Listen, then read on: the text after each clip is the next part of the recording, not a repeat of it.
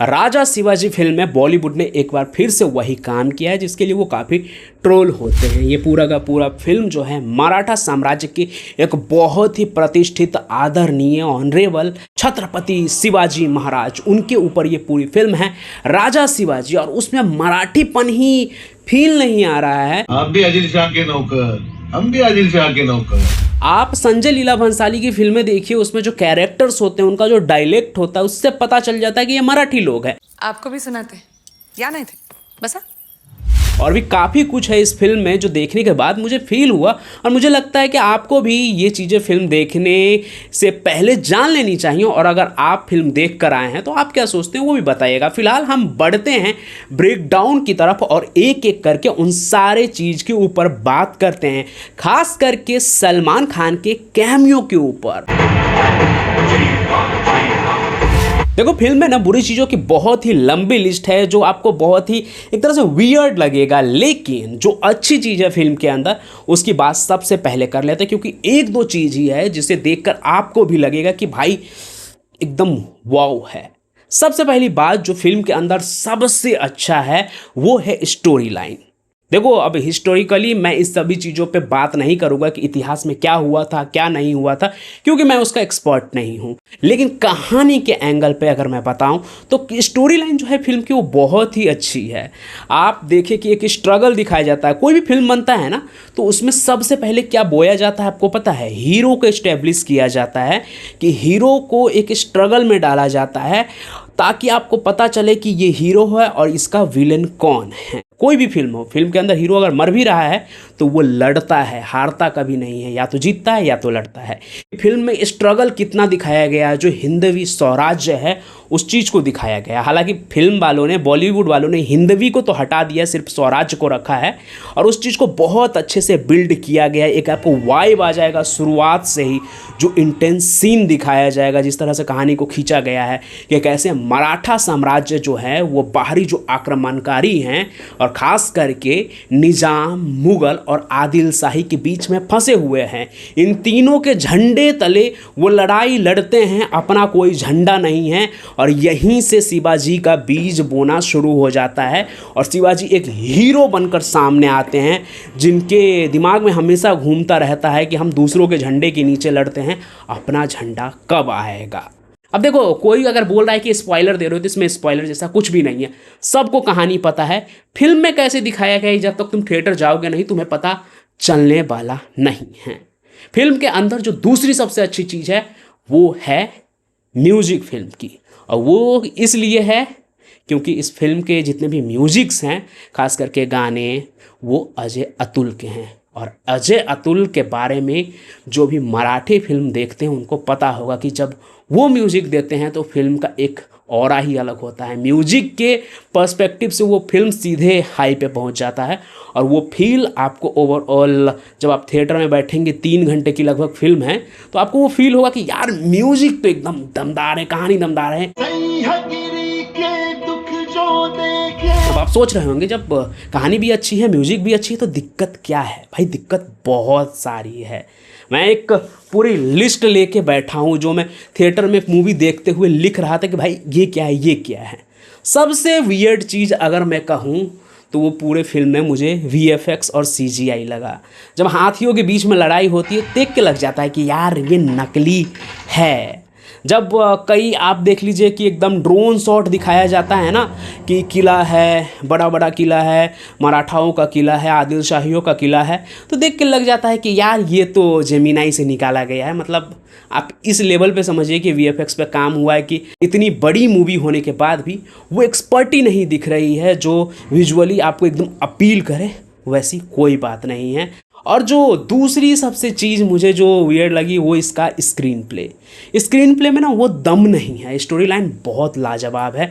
किसी भी फिल्म में जो एक कन्फ्लिक्ट चाहिए होता है ना, फिल्म का शुरुआत होता है, फिल्म के शुरुआत के बाद एक स्ट्रगल आता है, कन्फ्लिक्ट आता है, क्लाइमैक्स आता है, स्टोरी लाइन में वो सब कुछ है। लेकिन स्क्रीन प्ले के लेवल पे वो सब चीज़ कहीं ना कहीं हल्का लगता है। स्क्रीन प्ले कहानी नहीं होती है, कहानी का स्क्रीन प्ले बनता है। यानी जो कहानी है उसको स्क्रीन पे कैसे दिखाना है वो होता है स्क्रीन प्ले। कहानी हो सकता है कि अफजल खान और छत्रपति शिवाजी महाराज के बीच में बड़ी भीषण लड़ाई हुई। अफजल खान तलवार लेकर आ रहा था और छत्रपति शिवाजी महाराज ने बागनख से ही उसे मार दिया।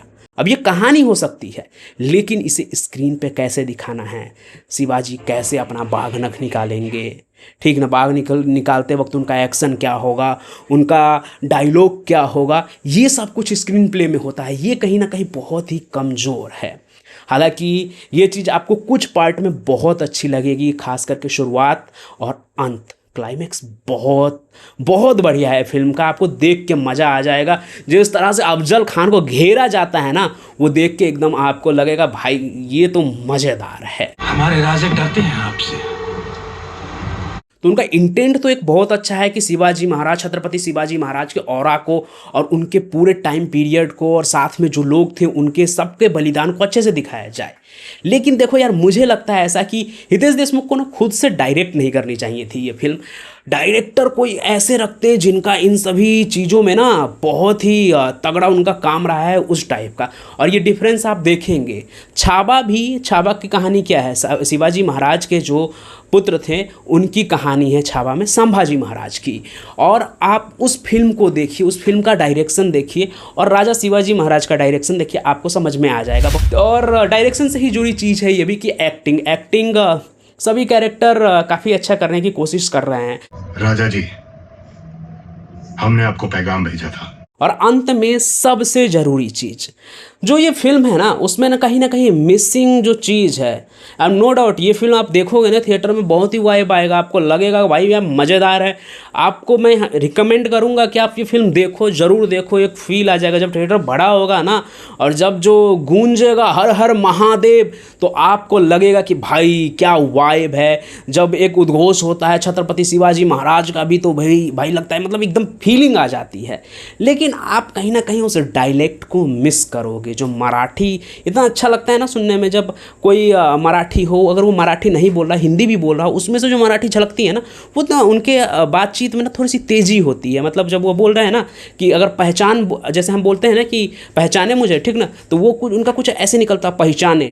आप यहीं पे आप देख लो बाजीराव मस्तानी।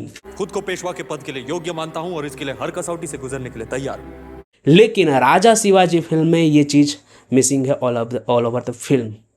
और ये मुझे बहुत ही ज़्यादा खटकी। और मैं देख रहा था जब थिएटर में बैठ के भी, तो मुझे लग रहा था कि यार कुछ तो आएगा, कुछ तो ऐसा टोन आएगा। और एक जगह तो स्टार्टिंग में जब एक बूढ़ी औरत बोल रही थी तू राजा नहीं है, तू राजा नहीं है, उस समय तो मुझे ये भी दिखा, अब आगे चल के हो सकता है ठीक हो जाए, कि वो सिंक नहीं हो रहा था, उनका लिप सिंक भी नहीं हो रहा था। और उनका ये था कि बाकी सब लोग एकदम शांत है और वो बूढ़ी औरत बहुत ही ताव में कि तू राजा नहीं है, ऐसा नहीं है, वैसा नहीं है, साउथ के फिल्मों की तरह। तो ये सब चीज़ थोड़ा सा खटका। बाकी अगर आप इन सभी चीज़ों को इग्नोर कर दो, अगर आप वाइब जीना चाहते हो, तो ये फिल्म बहुत अच्छी है, आप जाके देखिए। हिस्टोरिकली तो खुद डायरेक्टर्स भी शुरू होने से पहले ही बोल रहे हैं, एक लंबा चौड़ा डिस्क्लेमर आता है कि ये ऐतिहासिक घटने पे आधारित फिल्म है, हम किसी भी ऐतिहासिक घटना का पूरे तरीके से दावा नहीं कर सकते हैं। तो इन सभी चीज़ों पे वैसे भी डिबेट फालतू की बातें, राजनीति है, लेकिन फिल्म बहुत ही दमदार है, आप देख सकते हैं। अभिषेक बच्चन भी एकदम निखर के दिख रहे हैं उसमें, संजय दत्त का तो क्या ही कहना। बाकी आपने अगर ये फिल्म नहीं देखी है तो मैं ऐसा तो नहीं कहूँगा कि फिल्म मत देखिए, देखिए, ज़रूर देखिए। छत्रपति शिवाजी महाराज के लिए तो ज़रूर देखिए, जानिए कि उनका ऑरा कैसा था, कैसे उन्होंने स्वराज्य के लिए लड़ाई लड़ी, बाहरी आक्रमणकारियों से कैसे उन्होंने लोहा लिया, इसलिए तो ये फिल्म ज़रूर देखिए। बाकी हम मिलेंगे फिर से किसी और रिव्यू में, किसी और फिल्मी ब्रेकडाउन के साथ, और साथ ही साथ कोई ना कोई कहानी लेकर तो मैं आऊँगा। और साथ ही मैंने पिछले वीडियो में भी कहा था कि एक शो शुरू करना चाह रहा हूँ, चिट चैट टाइप, जिसमें बॉलीवुड से जुड़ी ही बातें होगी। तो उसको लेकर अगर आपके पास कोई आइडिया है तो वो भी कमेंट डाउन कीजिए। मैं फिर से मिलूँगा। Signing out for today. Love you and bye.